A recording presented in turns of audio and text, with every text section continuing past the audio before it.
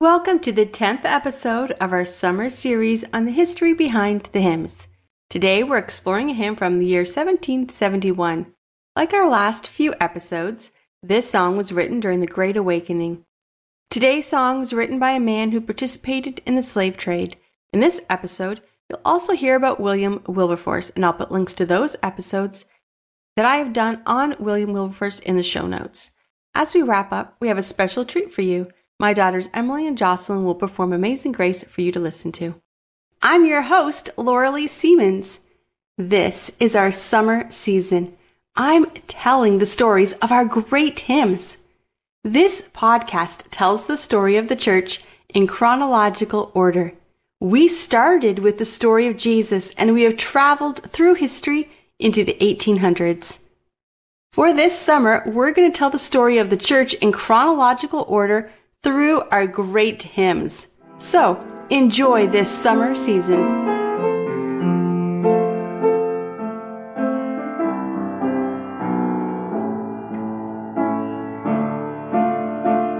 Welcome back to our show. I'm your host, Laura Siemens. Today we're going to be telling the story of the hymn, Amazing Grace. This is the story of John Newton. I told the story of John Newton on an earlier episode. And so, for today, we are going to replay that episode. Here is the story of John Newton, the amazing writer of Amazing Grace. July 24th, in Wapping, London, in the year 1725, Elizabeth Newton gave birth to her son. She named John after his father. John was their only son, and his mother loved him. She spent evenings reading the Bible to little John, and prayed that he would grow up to love God and to serve him. She would pray over his bed and pray that God would call him to be a minister. Pray that God would use him to tell the world about God's grace. John was really close to his mother. John Sr., however, did not have a love for God. He was a heavy drinker, and he did not treat his family well. Although as we see the story of John's life, I believe his father really did love him. But he didn't know how to show it to him. He was very harsh with his son. John was just 7 years old when his mother contracted tuberculosis. Elizabeth did not survive the illness, and John was left heartbroken. John Sr. did not have the same goals as Elizabeth for their son. He didn't read the Bible to John, and there was no more prayers over his bed at night. But those first 7 years installed a faith that was planted deep in the heart of little John. Although it would seem that John turned his back on everything his mother wanted for him, God never stopped calling John. John Sr. remarried, and his new wife did not love God or little John. The boy was sent to boarding school for 2 years. At the school, John was angry. The loss of his mother, the cruelty from his father, and being sent away all created a storm of anger inside of him. He fought with the other boys. He lied, he stole, he swore. He was kicked out of one boarding school and sent to another school. His behavior only escalated, and after 2 years, he was sent back home. Those 2 years of boarding school would be the only education John would receive. No one knew what to do with this little boy. His stepmother didn't want him around. His father was gone for long amounts of time working on ships, and no boarding school would take him. 4 years after his mother's death, John Jr. got a job on his father's ship. John Sr. was an officer on the Royal African Company. At only 11 years of age, John quickly took to the life of a sailor. He swore like a sailor, and he made it his goal to be the most vile person on the ship. When John was 17, his father found a way to get him a job in Jamaica, overseeing a slave plantation. All John had to do was show up on time, and he would have a dedicated job overseeing slaves. However, John was visiting some friends in Kent when he met a young lady named Mary. Mary was only 13 years old. John, at age 17, fell in love with her at first sight. John was so taken with Mary that he completely forgot about his trip with his father. Mary's family was very wealthy, and John and Mary were having fun on the large estate where she lived. By the time John decided to leave to meet his father, it was too late. His ship had sailed. So the plans John's father had for him were ruined. His father was extremely angry with his son. John found another job on a different ship and headed out to sea. One of the things he loved to do was make up funny songs. He was a great singer, and he would sing songs mocking the captain. The other crew members loved to sing along. He also would sing songs mocking God and mocking anyone who would believe in God. While the sailors also loved to sing and laugh along with him, sometimes his songs got so blasphemous that even the other sailors would tell him to stop. One day a storm came that was so fierce, the other sailors believed it was an act of God. They contemplated throwing John over deck because they believed the storm was God's revenge on the songs John was singing mocking God. 2 years later, at age 19, his father forced his son to enlist in the British Royal Navy and serve as a crewman on the ship Harwick. It was clear this boy was trouble. He needed something to get him in shape.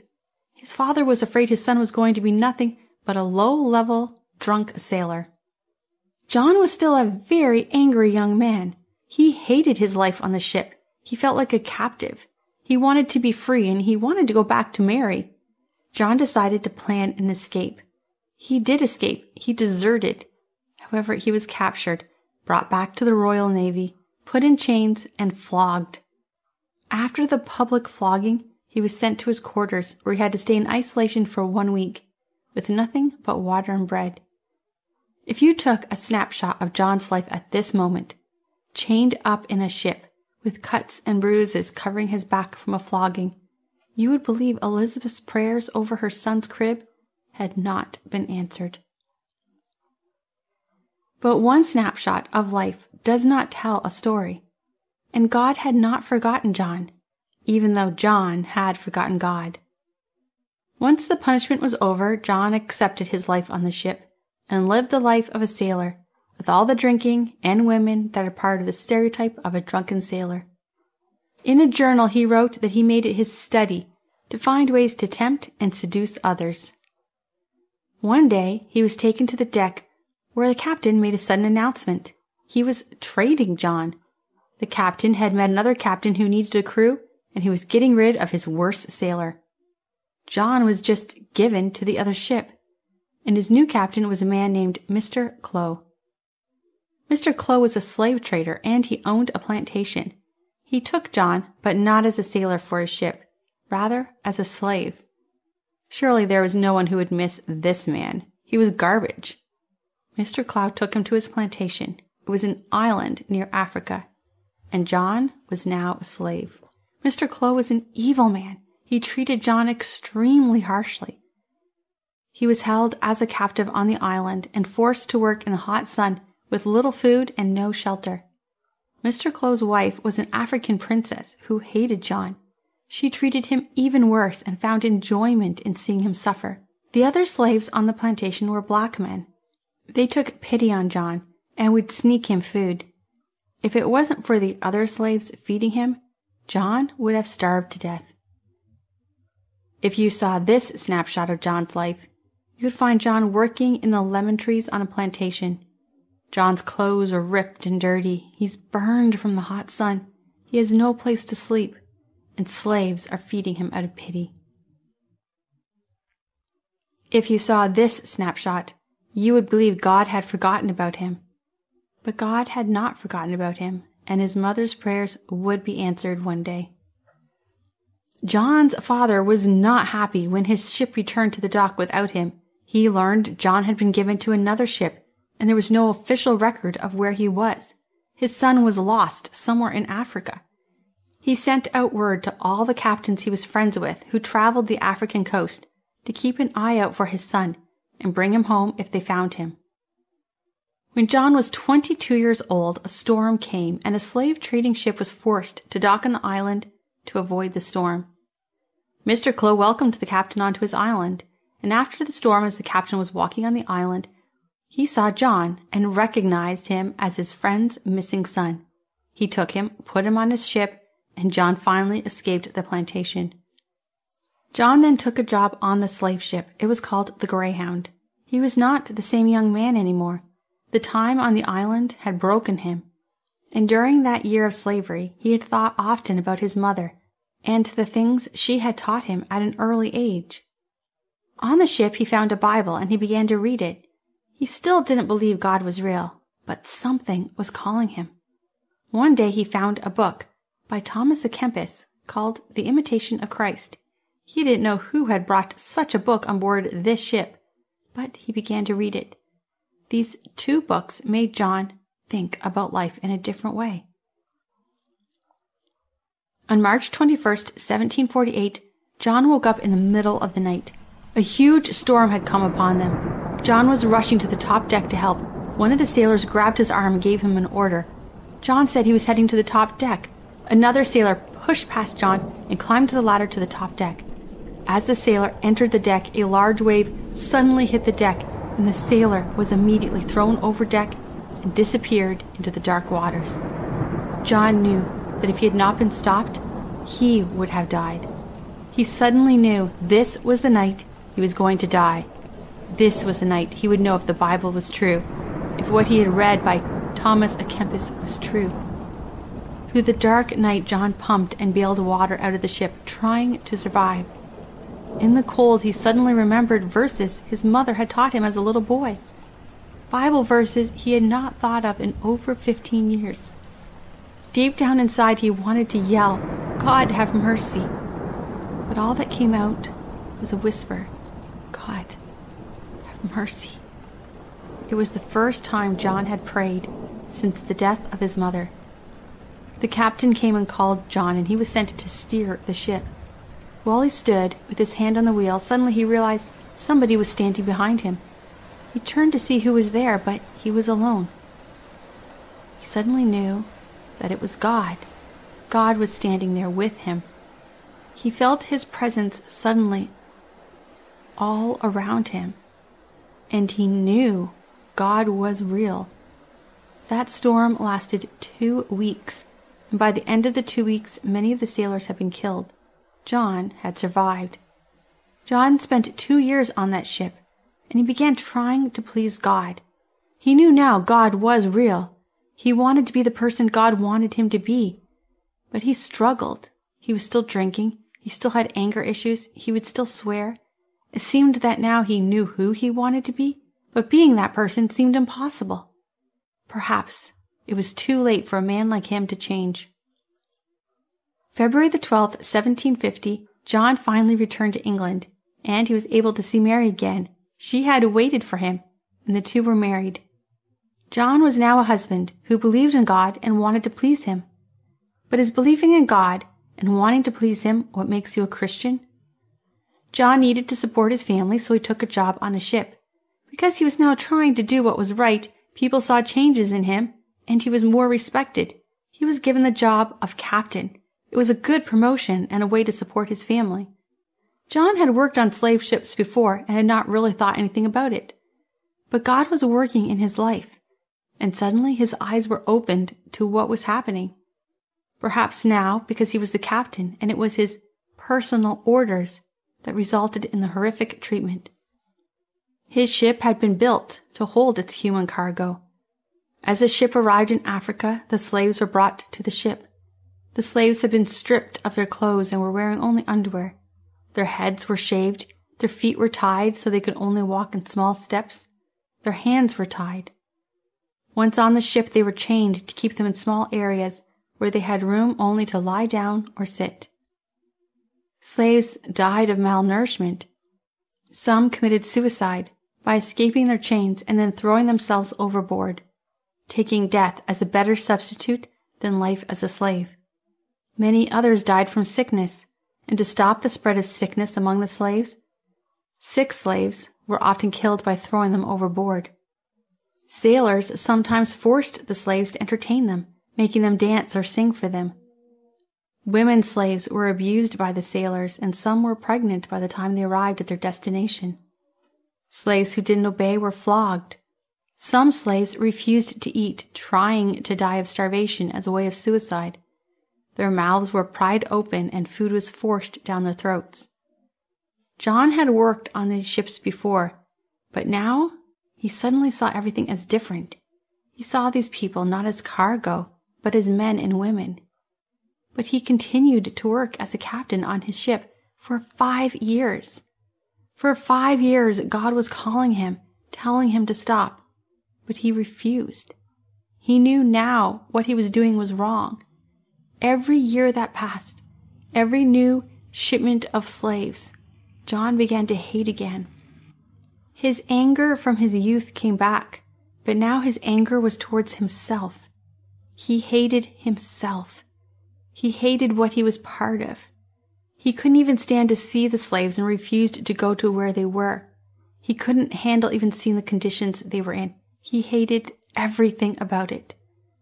If you saw a snapshot of John's life now, a captain of a slave ship, refusing to give up the thing God was telling him to give up, you would believe God had not heard the prayers of his mother, who had prayed that God would use her son to preach God's grace. In 1755, John finally walked off his ship for the last time.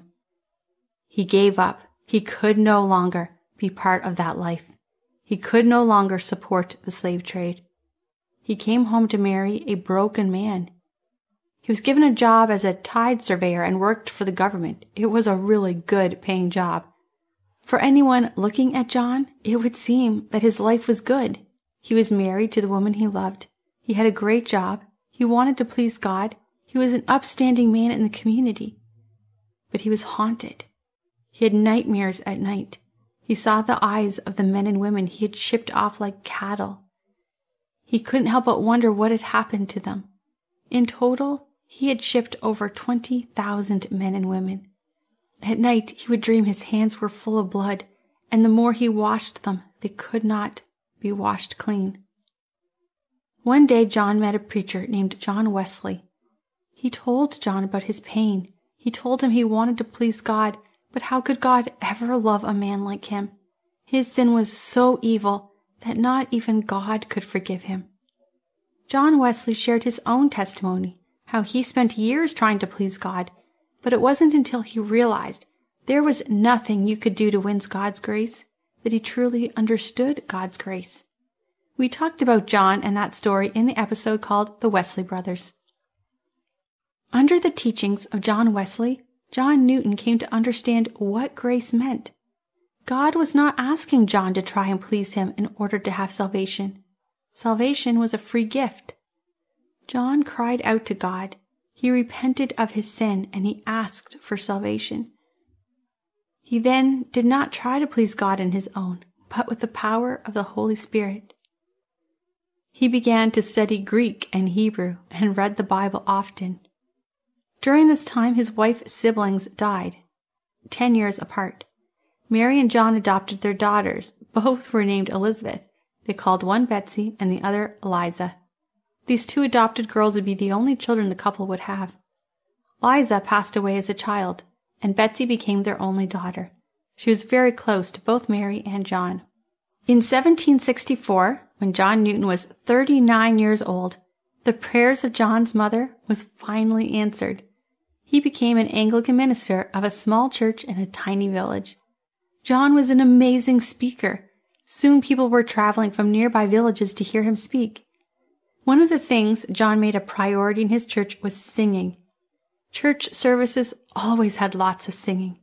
John, who had written many blasphemous songs, now wrote hymns. His friends, the Wesley brothers, were also writing many songs. John sang their songs in his services, and they sang his songs in their services. The song John wrote that was a memoir of his life was Amazing Grace, and this song was popular in both the Wesley services and John's services. One day, John caught a little boy stealing some apples. He brought him into the church to do some work for him. John began to teach the boy about God. The little boy was sickly and was living with family because of death in his own family. John saw himself as the little boy.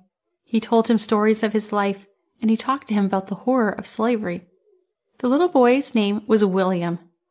He showed a true love for Jesus, and his life was changing.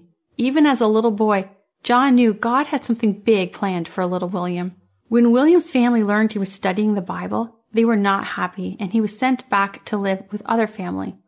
John assumed he would never hear from him again. In 1779, John Newton became the pastor of St. Mary in Woolnoth. This was a large church in London. People now came from all over England to hear John preach and to sing his songs. One day, in his old age, a man in his 20s came to his home. It was William, all grown up now and a member of Parliament. His family had groomed him for the life they wanted, and he was the person they wanted him to be. But he never forgot what John had taught him. He told John that he thought maybe he should leave politics and become a preacher.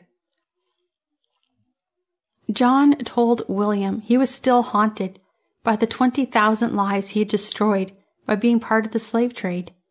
If William wanted to serve God, he could do it where he was. He said, "Perhaps God has placed you where you are for such a time as this. The slave trade is the most evil thing in our world, and it must be stopped." John helped William by giving him detailed descriptions of what he saw on his ships, the ones he had captained and the ones he had worked on. These descriptions were what William used to get more politicians on his side in the fight to end slavery. William then made it his life goal to end slavery, and he would die hours after the slave trade was abolished and slaves in England were free. We're going to do a whole episode on the life of William in the future. John Newton would not see the end of slavery. He would spend the rest of his life speaking out about the horrors of the slave trade. He wrote books about what he saw and he gave detailed description of the treatments. The elite in proper English society could no longer look away. He would say, "I will tell you the horrors.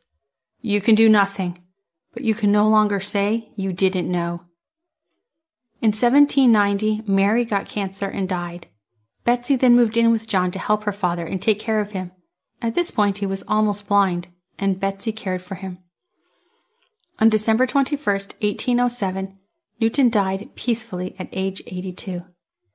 Mary and John are buried next to each other at the St. Mary Woolnoth Church in London. Here's a quote from John Newton. "This is faith, a renouncing of everything we are apt to call our own, and relying wholly upon the blood, righteousness, and intercession of Jesus." John's mother had prayed that he would be a preacher and that he would tell the world of God's grace. God answered that prayer in a way that John's mother could not have even imagined. Today, John's song, Amazing Grace, is still sung all over the world.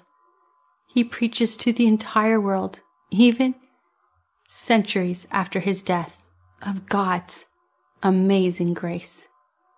I'm going to end this episode with my daughters, Emily and Jocelyn, singing for you.